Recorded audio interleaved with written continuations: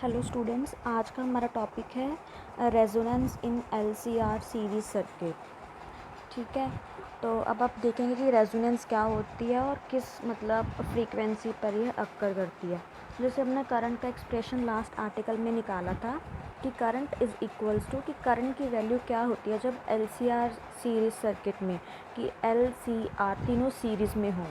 तो हमने निकाला था I is equals to E by Z। Z was the impedance in the LCR circuit. उसकी वैल्यू थी R square plus in bracket XL minus X C whole square का under root, where XL is inductive reactance and is equal to L omega and X C is capacitive reactance and is equal to 1/c omega. Okay, so now अब resonance की यहाँ पे देखो, इस notebook पे या आपके नोट्स पे ये बहुत ही छोटा सा मैथमेटिकल पार्ट किया हुआ है, बट आपको इसकी पूरी थ्योरी बुक में से रीड करनी पड़ेगी कि रेजोनेंस वगैरह क्या होती है। अब देखो कि हमें इस एक्सप्रेशन से पता चल रहा है, आई के एक्सप्रेशन से, कि जो करंट की वैल्यू है वो किस पर डिपेंड कर रही है। इनडायरेक्टली वो कर रही है एंगुलर फ्रीक्वेंसी पे डिपेंड, क्योंकि यहाँ पे क्या है, ओमेगा प्रेजेंट एक्सप्रेशन में, तो आई की वैल्यू ओमेगा पे डिपेंड कर रही है। कैसे डिपेंड करेगी, जैसे ओमेगा कम है, ओमेगा कम से इंडक्टिव रिएक्टेंस कम हो जाएगा, मींस एक्सएल कम हो जाएगा। बट ओमेगा कम होने से जो एक्स सी है हमारा, वो हमारा सी 1/c ओमेगा है। तो अगर ओमेगा कम है तो एक्स सी इंक्रीज़ हो जाएगा। ठीक है, ये तो थी जब ओमेगा कम था। जब ओमेगा इंक्रीज़ करेगा, when omega will increase, so omega L will also increase but 1/ωc will decrease। Clear है।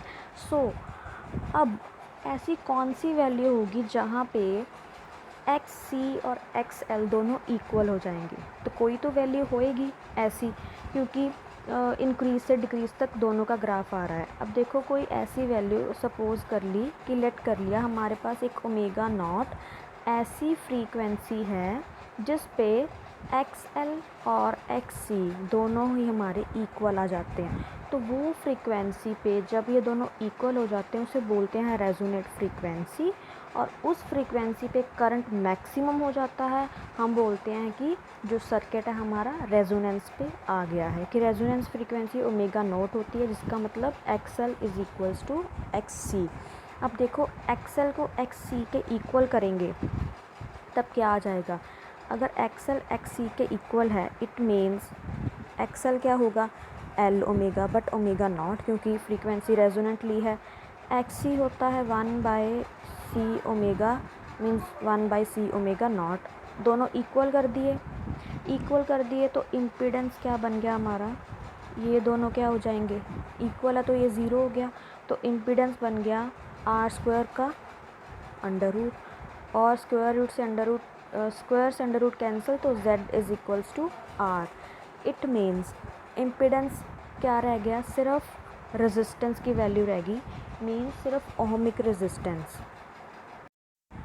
सो अब इम्पीडेंस की इतनी बड़ी वैल्यू थी कि आर स्क्वायर में कुछ ऐड हो रहा था, बट रेजोनेंस फ्रीक्वेंसी पे या रेजोनेंस पे क्या हो गया, इम्पीडेंस किसके इक्वल रह गया, सिर्फ रेजिस्टेंस की इक्वल रह गया, मीन्स सिर्फ ओहमिक रेजिस्टेंस की वैल्यू रहेगी।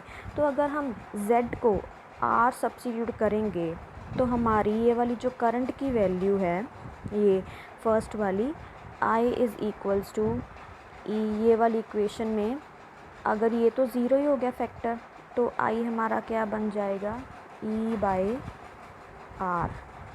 क्लियर है, E/r।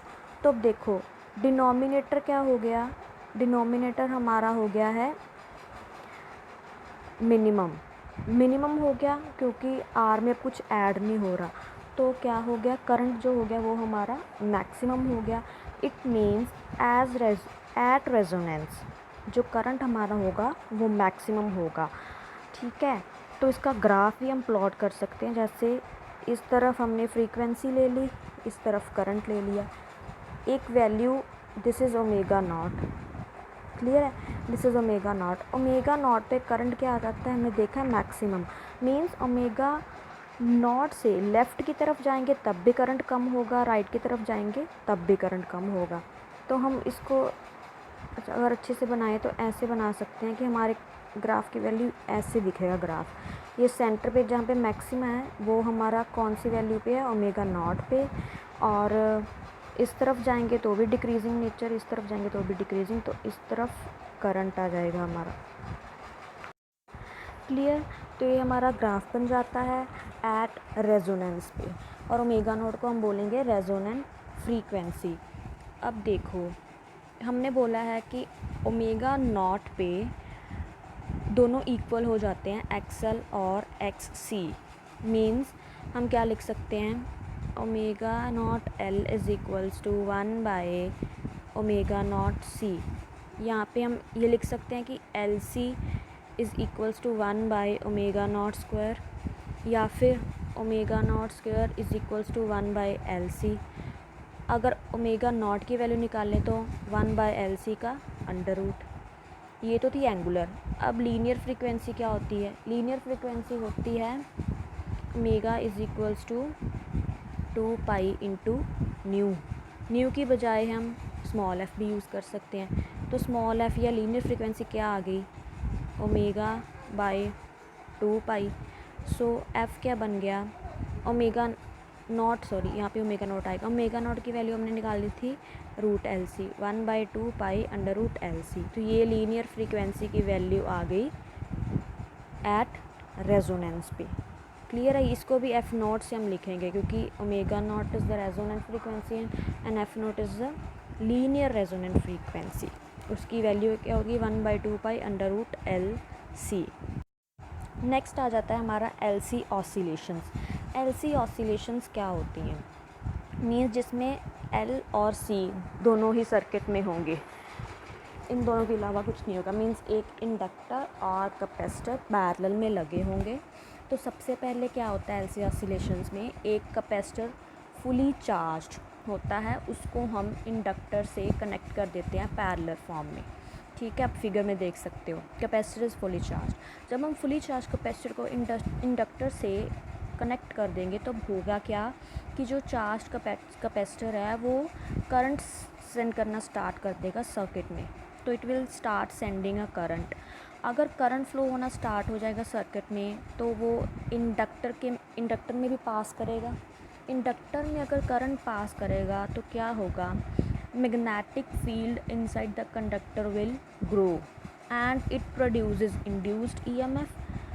हमें पता है लेंज लॉ में हमने पढ़ा है, इंड्यूस्ड EMF अगर इंडक्टर में प्रेजेंट होगी तो that will oppose the growth of the current and hence the capacitor takes some finite value to discharge completely। means जब चार्ज कैपेसिटर को डिस्चार्ज करेंगे, मींस अगर किसी चार्ज कैपेसिटर को हम इंडक्टर के साथ कनेक्ट करेंगे तो कैपेसिटर डिस्चार्ज होना स्टार्ट हो जाएगा। मींस कैपेसिटर की प्लेट्स पे जो चार्ज था पूरा वो फ्लो करना स्टार्ट करेगा, चार्ज सर्किट में फ्लो करेगा।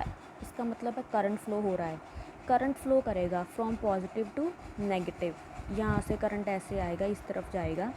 तो मतलब अगर ऐसे फ्लो करेगा तो इंडक्टर में से अगर करंट फ्लो करेगा तो मैग्नेटिक फील्ड बनेगी, मैग्नेटिक फ्लक्स लाइंस इंक्रीज होगी, due to which induced EMF produces and according to Lenz law induced EMF will always opposes the growth, जिसकी वजह से वो हो रही है। तो वो क्या करेगा, करंट को कम करेगा कि वो ज़्यादा इंडक्टर के पास ना पहुँचे। तो इसका मतलब कि कैपेसिटर जो है अगर उसने 5 सेकंड में डिस्चार्ज होना था तो इंडक्टर की प्रेजेंस की वजह से वो कैसे डिस्चार्ज होगा, ज़्यादा टाइम में, मींस 8-9 सेकंड्स ले लेगा। ठीक है, तो मींस ये उसको फुली डिस्चार्ज नहीं होने देगा, जल्दी नहीं होने देगा। सो जब अगर थोड़े टाइम बाद हो जाएगा डिस्चार्ज कैपेसिटर तो क्या होगा, सारी की सारी एनर्जी जो पहले कैपेसिटर में इन the form of electric field store की गई थी, अब सारी की सारी एनर्जी इंडक्टर के पास आ गई but in the form of magnetic field. Clear है। सो नाउ उसके बाद क्या होगा, जब इंडक्टर के पास सारी energy in the form of magnetic field store हो जाएगी तो current in the circuit zero हो गया। ठीक है, नाउ अब थोड़े टाइम बाद क्या होगा, मैग्नेटिक फ्लक्स जो होती है, जब मैग्नेटिक फील्ड लाइंस है वो इंडक्टर में से कम होनी स्टार्ट हो जाएगी क्योंकि अब करंट तो आ नहीं रहा उसमें। तो अगर मैग्नेटिक फील्ड लाइंस कम होनी स्टार्ट हो जाएंगी तो क्या होगा, फिर से इंड्यूस्ड ईएमएफ प्रोड्यूस होगा, ठीक है। तो वो भी अपोजिंग नेचर का होगा। तो opposing induced EMF again start charging the capacitor. तो वो क्या करेगा, फिर से कैपेसिटर को चार्ज करना स्टार्ट करेगा, मींस फिर से करंट फ्लो करेगा सर्किट में, but now in opposite direction. अगर वो पहले लेफ़्ट टू राइट जा रहा था तो अब इंडक्टर में से करंट जो फ्लो करेगा वो कैसे जाएगा, राइट टू लेफ़्ट। तब अब फिर से कैपेसिटर चार्ज होना स्टार्ट हो जाए, क्योंकि हम कैपेसिटर को करंट भेजने लग गए, तो कैपेसिटर को ऊपर फिर से चार्ज होना पड़ेगा, but now with opposite polarities. पहले जैसे आप फिगर में देखो, पहली फिगर में कैपेसिटर की लेफ़्ट प्लेट पॉजिटिव चार्ज थी और राइट प्लेट नेगेटिव चार्ज, पर जब इंडक्टर के पास सभी करंट आ जाएगा, उसके बाद फिर इंडक्टर करंट सेंड करेगा सर्किट में, तो कैपेसिटर अगेन चार्ज होगा, but now with opposite polarity की right plate positive charge and left plate negative charge. Clear है। तो फिर कैपेसिटर फिर से फुली चार्ज होगा और उसके बाद फिर अगेन ये वाला साइकिल रिपीट करेगा अनटिल कोई भी इसमें फ्रिक्शनल फोर्स ना हो, मींस कोई भी और रेजिस्टेंस प्रेजेंट ना हो। तो ऐसे ही ऑसिलेशंस चलती रहेंगी कि जैसे पहले सी में सारी एनर्जी स्टोर होगी, फिर एल में सारी एनर्जी स्टोर होगी, फिर सी में, फिर एल में, but in each cycle polarity will be changed. So हमारे पास जो ऑसिलेशंस आएंगी वो फिगर 2.26 देखो, अब ऐसे डायग्राम बनेगी ऑसिलेशंस की, बिल्कुल सेम एम्पलीट्यूड की, ठीक है ना। They are called undamped oscillations, means उनका एम्पलीट्यूड टाइम के साथ कम नहीं हो रहा, बिल्कुल कांस्टेंट एम्पलीट्यूड्स की वेव्स आएंगी। बट ये तो थी अनडैम्प्ड। बट अगर हम कहें कि ड्यू टू सम फाइनाइट रेजिस्टेंस, की सर्किट में कोई रेजिस्टेंस भी प्रेजेंट है, क्योंकि ड्यू टू वायर हो सकता है, कुछ भी हो सकता है, तो जो ऑसिलेशंस प्रोड्यूस होगी वो डैम्प्ड इन नेचर की होगी। तो वो ऑसिलेशंस कैसे प्रोड्यूस होगी, कैसे हम उसको ड्रॉ कर सकते हैं, ऐसे पहले तो एम्पलीट्यूड इतना था, फिर आफ्टर सम टाइम वो कम होता गया, फिर ज़ीरो हो गया। यहाँ पे हम एम्पलीट्यूड या करंट लिख दो, यहाँ पे टाइम लिख दो। तो ऐसी ऑसिलेशंस प्रोड्यूस होगी इफ़ कोई रेजिस्टेंस प्रेजेंट होगा सर्किट में, ठीक है। तो ये तो थी अनडैम्प्ड और डैम्प्ड ऑसिलेशंस की बात। अब हमें पता है कि फ्रीक्वेंसी ऑफ एलसी ऑसिलेशंस क्या होती हैं।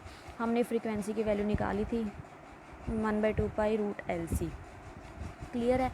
नेक्स्ट आ जाता है मैथमेटिकल ट्रीटमेंट, कि हम अब एक्सप्रेशन निकालेंगे कि सबसे पहले जैसे टाइम ज़ीरो पे हमें पता है कि कैपेसिटर के पास फुल चार्ज था, दैट वाज Q0, उन्होंने ले लिया कि ज़ीरो टाइम पे कैपेसिटर के पास जितना चार्ज था वो Q0 था, आई करंट ज़ीरो था सर्किट में।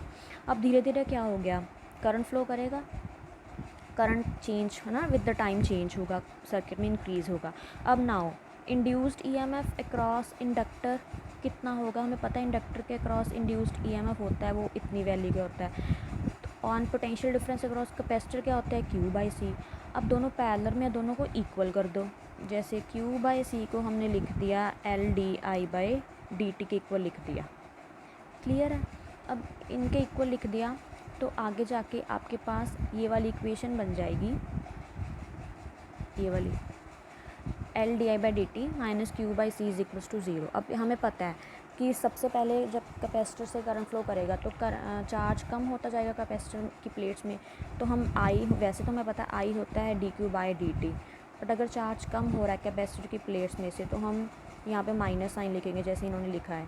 माइनस क्या डिनोट करता है कि चार्ज प्लेट्स में कम हो रहा है, तो आई को माइनस dQ/dt लिख दिया।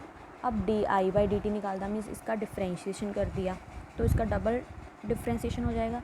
ये dI/dt की वैल्यू इसमें डाल दो 2.61 में, L के साथ जो dI/dt उसमें डाल दो, तो आपके पास जो इक्वेशन है वो ये वाली बन जाएगी, लास्ट पे सेकंड ऑर्डर की डिफरेंशियल इक्वेशन बन जाएगी, ठीक है। जिसमें 1/LC हमारा क्या होता है, 1/LC क्या होगा, ω², ये हमें पता है।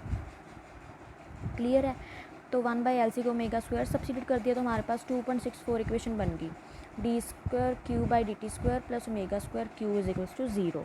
अब इसका जो सोल्यूशन होता है वो आपको याद करना पड़ेगा, जैसे नॉन मेडिकल स्टूडेंट्स शायद जानते हो, आगे जाकर आपको ये पूरा मैथ्स का एक चैप्टर आता है डिफरेंशियल इक्वेशन, इनका सोल्यूशन मेरा इस तरह के फॉर्म में होता है हमेशा, क्योंकि Q में डिफरेंशियल इक्वेशन है तो Q का रिजल्ट ही आएगा। Q क्या होगी, A cos ω t plus B sin ω t, where A B are constants.